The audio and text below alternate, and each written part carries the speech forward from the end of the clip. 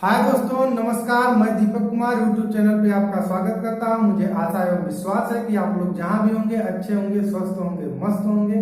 बच्चों, आज पढ़ने वाले हैं पुष्प के बारे में। पुष्पों का अध्ययन क्या कहलाता है, पुष्प के कितने भाग होते हैं, उनके क्या क्या कार्य हैं, इस वीडियो के माध्यम से समझेंगे। तो बच्चों, पुष्प फ्लावर मीन्स पुष्प।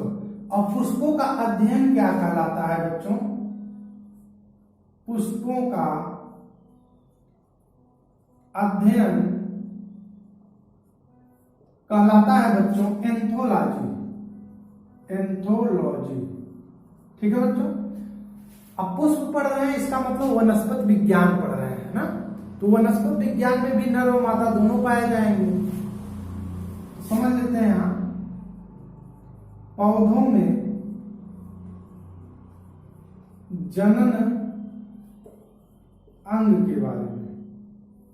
इसमें नर जनन अंग भी होगा बच्चों और मादा जनन अंग भी होगा। नर जनन अंग होगा जो उसको और किस नाम से जानेंगे बच्चों? इसको पुंकेसर या पुमंग के नाम से जानेंगे, पुमंग के नाम से। और जो मादा जनन अंग होगा इसको स्त्री केसर या जायांग के नाम से जानेंगे बच्चों। किसके नाम से? जायांग के नाम से जानेंगे। अगर इनको अंग्रेजी में कहा जाए तो एंड्रोसियम,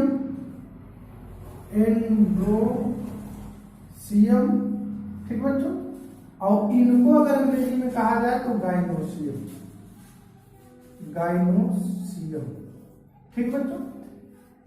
यहां तक हमने जाना कि पौधों में जनन अंग भी होता है और नर जनन अंग और मादा जनन अंग के साथ ये दोनों मिलेंगे तभी जो है जनन की प्रक्रियाएं पूर्ण हो सकती है ना। अब आगे समझते हैं बच्चों कि पुष्प के कितने भाग होते हैं।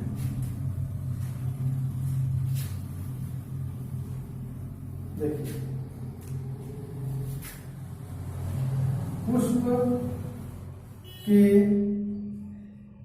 कुल मुख्यतः 4 भाग होते हैं। कितने भाग बच्चों? 4 भाग होते हैं। कौन कौन से होते हैं ये भी समझ लेते हैं। पहला बच्चों वाण, दल, पुंज। दूसरा दल पुंज। तीसरा जायांग। चौथा बच्चों पुमंग।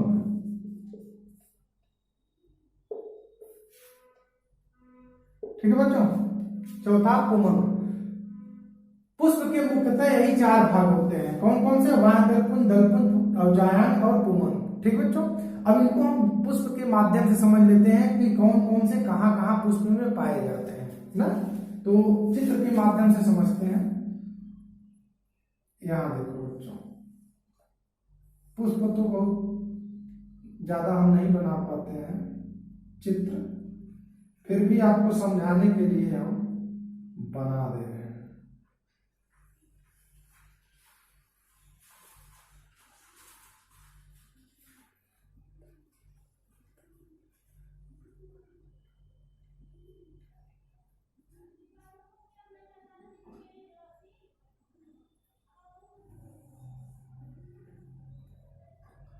ठीक है बच्चों, पुष्प बन गया है, समझ लीजिएगा आप लोग। इसमें वाण दलपुंज कौन सा है? ये पुष्प है, इसमें वाण दलपुंज कौन सा है? ये वाला भाग जो बच्चों सबसे नीचे वाला जो भाग होता है ये हरे रंग का होता है। कैसा होता है बच्चों? हरे रंग का होता है। जो इधर भी रहेगा, इधर भी, दोनों तरफ। ये हरे रंग का जो पुष्प पत्ता होता है पुष्प में, यही होता है वाण दलपुंज। क्या होता है बच्चों? वाण दलपुंज। इसका मुख्य कार्य है बच्चों कि वाण दलपुंज जो होता है ये दलपुंज को अपने अंदर ढक के रखता है, सुरक्षा प्रदान करता है और धीरे धीरे जब पुष्प का ग्रोथ होता है, विकास होता है ना, तो ये धीरे धीरे दलपुंज दिखाई देने लगता है और उसमें से वाय दलपुंज में से दलपुंज निकलता है, तो वही भाग हमारा दलपुंज कहलाता है। जो दलपुंज होगा ये वाला भाग क्या कहलाएगा बच्चों? दलपुंज। क्या कहलाएगा? दलपुंज। जो हरे रंग का है वो वाय दलपुंज होता है पुष्प में, और वह दलपुंज क्या करता है? अपने अंदर ढक कर रखता है किसको? दलपुंज को। ठीक। और जब विकास होता है पौधों का तो धीरे धीरे ग्रोथ होता है, विकास होता है तो धीरे धीरे क्या होता है? दलपुंज निकलता है, खिलने लगता है। तो वही कहते हैं पुष्प देखिए खिल रहा है ना। तो ये भाग होगा ये हमारा दलपुंज कहलाएगा। ठीक बच्चों। और दलपुंज का मुख्य कार्य क्या होता है बच्चों? कि इन्हीं के माध्यम से हम ये समझ सकते हैं कि जो दलपुंज है ये किस रंग का है, पुष्प का कौन सा रंग है, नारंगी है, लाल है, पीला है, कि किस कलर का है, इसी दलपुंज के ही माध्यम से हम पता लगा पाते हैं। अच्छा, और पुष्प में कौन सा सुगंध आ रहा है ये भी हम दलपुंज के ही माध्यम से जान पाएंगे। ठीक बच्चों, इसका मुख्य कार्य यही होता है। इसके बाद वह दलपुंज हमने समझा, दलपुंज समझा। अब जायांग को समझ लेते हैं बच्चों। जो ये वाला भाग होता है, अंदर वाला भाग, यहां से लेके यहां तक, इसको पूरे को क्या कहेंगे बच्चों? ये मादा वाला भाग होता है। कौन सा? मादा वाला भाग। इसको हम कहेंगे जायांग। क्या कहेंगे बच्चों? जायांग। ठीक। अब बचा क्या? पुमंग। अब बच्चों देखिए ये वाला जो भाग, जैसे कभी पुष्प में आप देखिए तो तंतुनुमा संरचना दिखाई देती है आपको पुष्प में। तो जो तंतुनुमा संरचना यहाँ से लेके यहाँ तक होती है, ये सब पूरा होता है यहाँ से यहाँ तक। इसे हम कहेंगे, ये नर वाला भाग होता है। कौन सा भाग होता है बच्चों? नर वाला भाग। इसे हम क्या कहेंगे? पुमंग। क्या कहेंगे बच्चों? पुमंग। ठीक है। तो आपने क्या समझा पुष्पों के माध्यम से? वाण दलपुंज, दलपुंज और जायांग और पुमंग, ये चारों आपने समझ लिया। यही पुष्प के चार मुख्यतः भाग होते हैं। इसके बाद कुछ इसमें बेसिक जान लेते हैं बच्चों। जैसे देखिए ये पुष्प है, पुष्प जिसपे बैठा है मतलब एक आसन है भाई, पूरा उसका भार किसी पे है, किस पे? इस पे है। तो इसको किस नाम से जानेंगे? इसको जानेंगे बच्चों पुष्पासन। किसके नाम से जानेंगे बच्चों? पुष्पासन। इसको और किस नाम से जान सकते हैं? थैलमस। थैलमस के भी नाम से जानते हैं। और जो ये डंडी नुमा संरचना लगी रहती है बच्चों, जिससे हम कभी पुष्प पकड़ते हैं या किसी को देना रहता है तो ऐसे देते हैं ना, तो जो ये डंडी नुमा संरचना होती है इसको हम क्या कहेंगे? पुष्प वृत्त कहेंगे। क्या कहेंगे बच्चों? पुष्प वृत्त कहेंगे। अच्छा, एक चीज और समझ लेते हैं बच्चों की दल क्या होता है। कभी कभी पूछ लेता है दल क्या है, दलपुंज नहीं करके बल्कि पूछेगा कि दल क्या कहलाता है या दल क्या होता है। तो उसको समझिए आप कि जो दल होता है, अगर कोई पत्ती एक है, कोई एक दल है, तो एक पत्ती को एक दल कहेंगे। क्या कहेंगे? उसी को दल कहेंगे। अगर कई दल समूह में है तो उन्हें हम क्या कहेंगे? दलपुंज कहेंगे। यहां तक समझ में आया बच्चों? ठीक। ये तो रही बेसिक चीजें। अब समझ लेते हैं कि वाण दलपुंज का मुख्य कार्य आपने समझा और दलपुंज का मुख्य कार्य आपने समझा। अब जायांग और पुमंग के बारे में समझ लेते हैं कि जायांग के कितने भाग, पुमंग के कितने भाग होते हैं। ठीक बच्चों, बने रहिए हमारे साथ। देखिए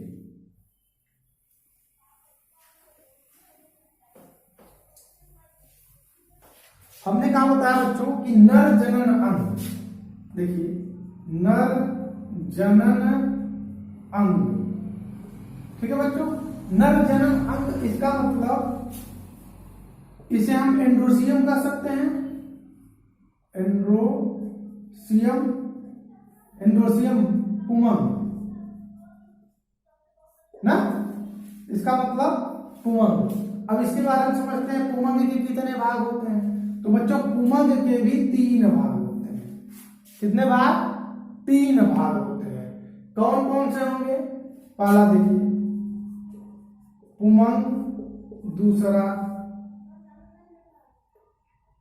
पराग कोश, इसके बाद तीसरा पराग कण। ठीक है बच्चों, अब समझ लेते हैं, इसको भी पुष्प के माध्यम से समझ लेते हैं। ये देखिए बच्चों, हमने उसमें बताया कि ये नर भाग है। कौन सा भाग है? नर भाग। इसे हम पुमंग क्या कहेंगे? पुमंग कहेंगे। यहां से यहां तक को क्या कहेंगे बच्चों? पुमंग। ये हमने बताया आपको। और पराग कोश और पराग कण कौन से होते हैं? देखिए बच्चों, जब पुष्प कहा जाता है कि ढोड़ ले रहा है, तो उस स्थिति में जब तक इसमें कण नहीं लिया है, कहा इस ढोड़ में जब तक कोई कण नहीं आ जाता, तब तक हम इसको कहेंगे पराग कोश। पराग कोश। ठीक है बच्चों। और जैसे ही इसमें कण आ गया, कुछ दिनों के बाद जैसे ही इसमें कण आ गया, तो इसको हम कहेंगे पराग कण। क्या कहेंगे बच्चों? पराग कण। कभी कभी क्वेश्चन पूछता है बच्चों कि पराग कोश के अंदर पाया जाता है, तो उत्तर होगा पराग कण। क्यों? क्योंकि पराग कोश के अंदर ही तो पराग कण पाया जा रहा है बच्चों। तो ये कई बार क्वेश्चन पूछा है, तो आप लोग जानते रहिए कि पराग कोश के अंदर पराग कण का निर्माण होता है। ठीक है ना, या विकास होता है। ठीक, ये समझा तीनों, पुमंग, पराग कोश और पराग कण। पुमंग, पराग कोश और पराग कण के बारे में हमने जाना कि नर जनन जिसे हम पुमंग कहते हैं। अब मादा के बारे में हम समझ लेते हैं बच्चों। देखिए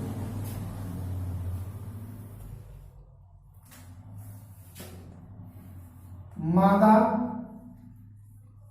जनन अंग, इसको हम क्या कहेंगे? जायांग कह सकते हैं बच्चों। जायांग या स्त्री केसर, इसे गाय नो सीएम, गाइनोसियम भी कर सकते हैं। बिल्कुल कर सकते हैं ना बच्चों। और जो गाइनोसियम होता है, देखिए जो गाइनोसियम होता है, इसके भी कितने भाग? 3 भाग। कौन कौन से? पहला वर्तिकाग्र, दूसरा बच्चों वर्तिका, ठीक है, तीसरा होगा अंडाशय। ठीक बच्चों।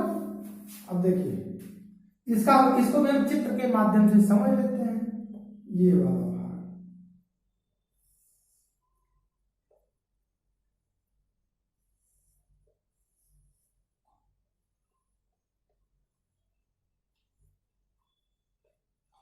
ये वाला भाग क्या होता है बच्चों?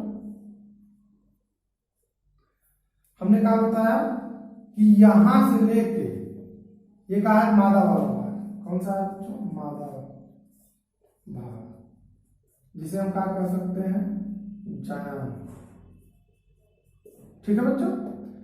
तो यहां से लेके यहां तक पूरे को क्या कहेंगे बच्चों? जायांग।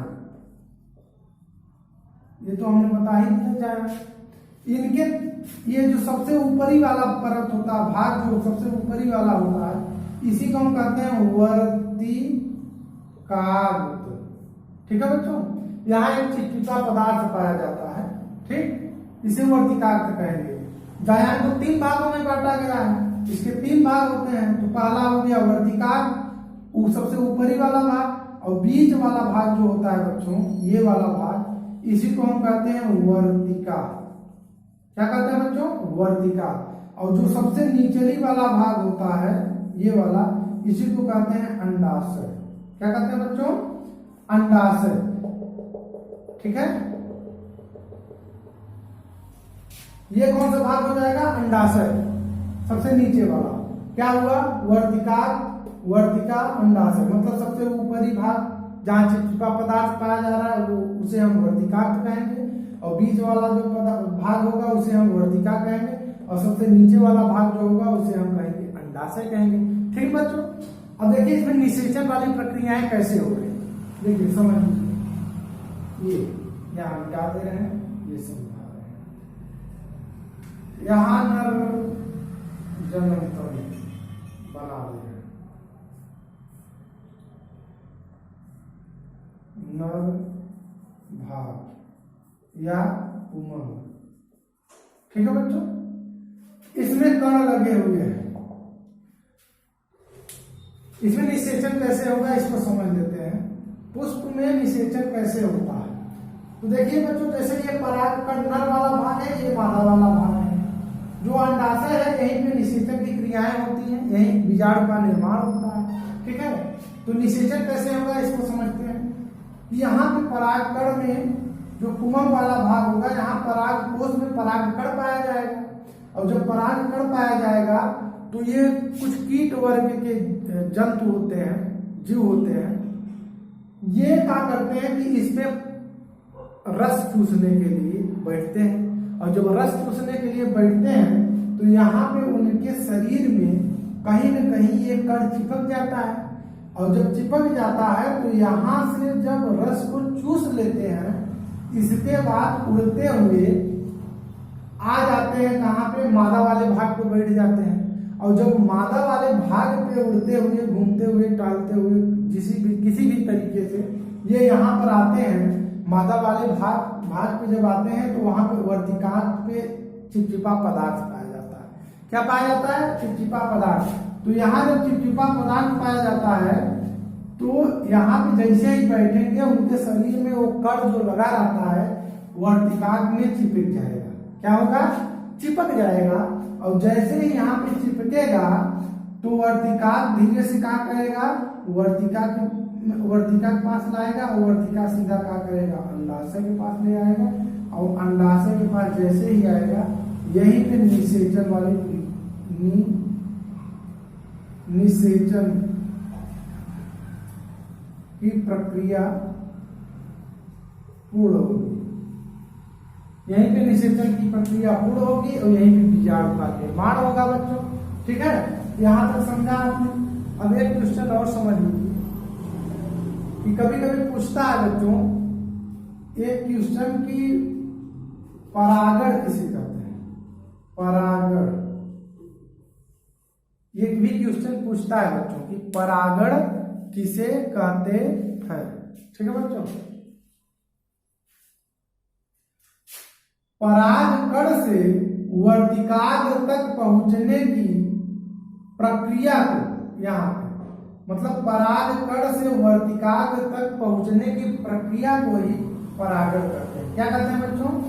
परागकण से वर्तिकाग्र तक पहुंचने की प्रक्रिया को ही परागण कहते हैं। क्वेश्चन बहुत बार पूछा है बच्चों कि परागण किसे कहते हैं, तो परागकण से वर्तिकाग्र तक पहुंचने की प्रक्रिया को ही परागण करते हैं। ठीक, तो ये आपने समझा कि पुष्प के कितने भाग होते हैं और उनके क्या क्या कार्य होते हैं। ठीक है बच्चों, पुष्प के माध्यम से भी हमने समझा।